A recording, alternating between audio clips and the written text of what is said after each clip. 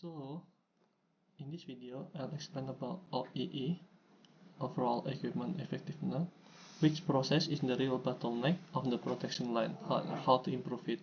So, for bottleneck, we can know from the good finish part. Again, the lowest good finish part is the forging. It's only around 6300. So basically, the bottleneck happened here. Okay, and then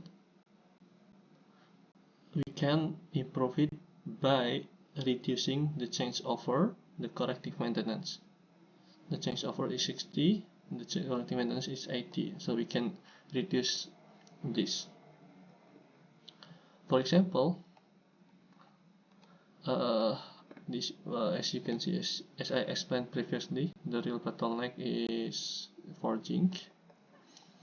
So the additional part needed, basically the next highest, the casting is 6780 deducted by 6310, we've got 450.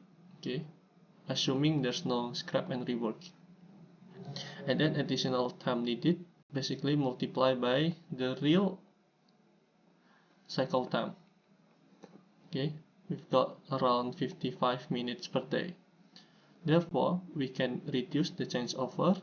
If we choose changeover, we can reduce by 55 minutes per day, from 60 to 5 minutes. Okay, and then after we reduce the changeover, the available ratio will be increased because the available time is increased, and then if we divide it to total time, we've got 80.6%. It's increased. The performance is also increased. FTF is still the same, but the real cycle time is also the same.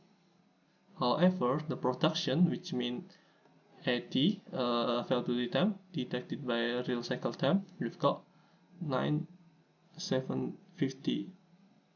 Okay, for production time. And then the performance ratio is also the same. From that, the production increase 80%, and the finished good is also increased, become 6780. So as you can see, the OEE increased by 5%. Okay, thank you.